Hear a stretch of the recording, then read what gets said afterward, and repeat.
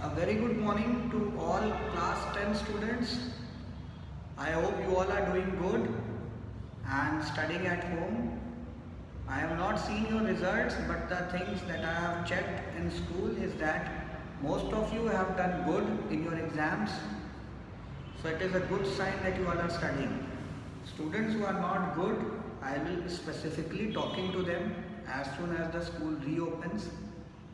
But continuing today, I will continue with the chapter Lifelines of National Economy, and I have told you the different national economy lifelines like road transport and different transports. Continuing with them, today I will be discussing the importance of railways, how railways is an important source of transport and how it acts as a lifeline of national economy, means how it acts as a source of earning for the government, as well as how it acts as a thing that cannot be avoided. अगर railway रुकी हुई है, देख लो पूरा देश रुक गया है. अरे लॉकडाउन में रेलवे नहीं चल रही, ट्रेनें नहीं चल रही थी, तो कोई कहीं से आ जा नहीं पा रहा था, कोई भी चीज़ इधर उधर मूवमेंट नहीं कर पा रही थी. दैट मीन्स कहीं ना कहीं ज़िंदगी रुक गई थी, और ज़िंदगी रुकने का मतलब है कि रेलवे कहीं ना कहीं लाइफलाइन है ज़िंदगी की. Railway is the lifeline of Indian economy or national economy.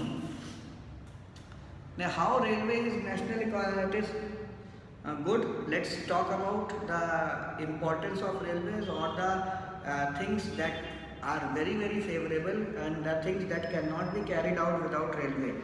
First, heavy goods. बड़े बड़े लोहे के सामान, बड़े बड़े कोयले के देखते हो लद के जाते हैं मालगाड़ियों में, बड़ी बड़ी सीमेंट के सामान, भारी भारी सामान, ये सब किसके थ्रू जाते हैं? रेलवेज के थ्रू. और डिफरेंट पार्ट्स ऑफ इंडिया में they move because railway is there and railway is quite developed. तो हैवी लोड्स इंडिया में कहीं नहीं पहुंच पाएंगे अगर रेलवेज नहीं रहेगी, क्योंकि only railway has the capacity two of supplying tons and tons of heavy material from one place to another place in different parts of India. Faster than other, भाई अब tons and tons of माल जाना है तो railway fast mode of communication भी तो है. It is the fastest mode of communication. Suppose हमें दिल्ली कोई सामान भेजना है, हमने सुबह यहाँ पे लदवा दिया और शाम को वहाँ पहुँच गया. हमें कैलकाटा कहीं है, दूसरे दिन पहुंच गया. हमें मुंबई है, तीसरे दिन पहुंच गया. बेंगलोर है, तीसरे दिन पहुंच गया. तो रेलवे सबसे ज़्यादा इम्पोर्टेंट क्या है कि it is a fastest mode of supplying the things और सेंडिंग द थिंग्स. एम्प्लॉयमेंट, बहुत major population of India directly और इनडायरेक्टली रेलवेज पे डिपेंड होती है. तो सबसे बड़ा सेक्टर है टर्शरी एम्प्लॉयमेंट का रेलवे सर्विस सेक्टर में. तुम देख लो कितने लोग रेलवे में इंडिया में काम करते हैं जो रेलवे के एम्प्लॉयज़ होते हैं, कितने लोग रेलवे के एम्प्लॉयज़ नहीं होते जिनकी रोजी रोटी रेलवे पे डिपेंड करती है, जैसे वेंडर्स, स्ट्रीट हॉकर्स, जो शॉपकीपर्स हैं स्टेशंस पे, या जो लोग क्या कहते हैं टिकट बुक करते हैं बाहर इंटरनेट से.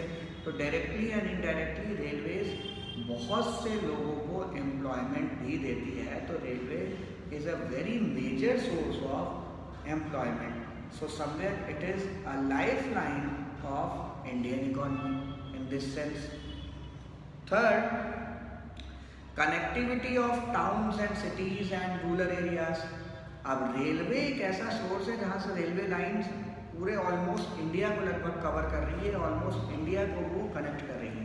मुंबई जाना है, चेन्नई जाना है, बेंगलोर जाना है, पुणे जाना है, छोटे स्टेशंस पे जाना है, छोटी सिटीज़ में जाना है, गांव जाना है, तब भी रेलवे की ही ज़रूरत है. सो हायर सबसे वेल मेंटेन्ड और सबसे एक्सटेंसिव मीडियम है कनेक्टिविटी का रेलवेज. रेलवेज सबसे हाईएस्ट कनेक्टिंग मीडियम है, सबसे ज़्यादा एग्जॉस्टिव कवरेज है. अगर रेलवेज का मैप देखोगे which I will share with you, तो तुम सोचोगे अरे बाप रे बाप, पूरा हिंदुस्तान रेलवे ने कवर कर लिया है. शायद ही हमें कोई ऐसा छोटा शहर या छोटा गांव होगा जहाँ से रेलवे की लाइन क्रॉस ना होती। तो such is the connectivity of Indian railways. Central government की सबसे बड़ी पब्लिक अंडरटेकिंग है, मतलब सेंट्रल गवर्नमेंट की सबसे अलग, सबसे बड़ी जो यूनिट है वो रेलवेज है।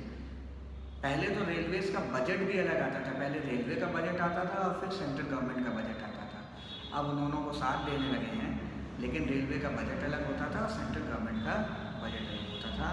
तो इसी से तुम्हें पता चल जाता है कि रेलवे की इम्पोर्टेंस क्या है। अब रेलवे में क्या क्या थे, 3 तरीके के इंजन्स होते हैं, you know. First engine is steam engine, second engine is diesel engine and the third engine is electric engine. अब स्टीम इंजन कौन है, जो पहले कोयले से चलता था, कोयल से डालते थे और जितना वो गर्म होता था उतना इंजन चलता था। फिर कोयले को रिप्लेस किया किससे, डीजल इंजन ने, भाई डीजल डल के चलने लगा। और अब क्या होता है, इलेक्ट्रिक इंजन होता है, ऊपर से तार होते हैं, वो इलेक्ट्रिक इंजन से मैग्नेटिक फोर्स बनती है और वो इंजन को करती है। अब अपर जो दोनों थे वो पॉल्यूशन होता था उनसे, बट ये इलेक्ट्रिफिकेशन जो है इससे पॉल्यूशन एकदम कम्प्लीटली ख़त्म हो गया है। And this also shows the development done in railways. It has also shown the development work that is being done in the railway. ठीक है, तो ये तो रेलवेज हो गए। अब हम थोड़ा सा देख लेते हैं what is the progress being done by railways. Railway ने पास्ट से अब तक प्रेजेंट में क्या प्रोग्रेस कर ली है, क्या क्या इंपॉर्टेंस है, what are the things that railway has acquired, railway में क्या क्या फ़ायदा हुआ है और रेलवे ने क्या क्या प्रोग्रेस की। First of all, intensive utilisation of tracks and wagons. भाई ट्रैक को अपने बहुत यूज़ किया है, हर एक ट्रैक पे 10-10, 15-15 गाड़ियाँ चला रहे हैं। मालगाड़ी चल रही है, छोटी गाड़ी चल रही है, बड़ी गाड़ी चल रही है और लॉन्ग डिस्टेंस की गाड़ी चल रही है, एक्सप्रेस ट्रेन चल रही है, पैसेंजर ट्रेन चल रही है। तो रेलवे ने कहीं पे भी अपने ट्रैक को खाली नहीं होने दिया है, कोई ना कोई ट्रेन चला के उसका यूटिलाइजेशन किया है। और अपने वैगन्स, मतलब अपनी जो ख़राब पड़े हुए इंजन्स थे, अपने ख़राब पड़े हुए डब्बे थे, उनको भी यूटिलाइज किया। A large government organisation, strength of railway employees 2017 में 14 लाख लोग रेलवे में काम करते हैं। तो तुम सोच लो, सिर्फ काम करते हैं जिनको गवर्नमेंट तनख्वाह देती है, और इतने ही और सोच लो जिनको अलग से है। तो करीब 1 करोड़ लोगों के रोजी रोजगार को रेलवे सपोर्ट करता है। अब तुम सोचो कि 1 करोड़ कैसे, भाई 14 लाख ये हो गए, 14 लाख वो हो गए, और उनके परिवार में जो लोग हो गए उनको भी तो उन्हीं से ही पैसे पाते हैं या रोटियाँ खाते हैं। सो समवेयर 1 करोड़ 2 करोड़ लोगों को रेलवे अपनी तरफ से एम्प्लॉय डायरेक्टली या इनडायरेक्टली करता है। तो बहुत ही बड़ा सर्विस प्रोवाइडर है ये पब्लिक सेक्टर का, यानी कि गवर्नमेंट का। कंप्यूटर रिजर्वेशन, कंप्यूटर रिजर्वेशन एक नया डेवलपमेंट आया है रेलवे में। अब हम कंप्यूटर के थ्रू कहीं पे भी बैठे हुए अपनी टिकट्स बुक कर लेते हैं।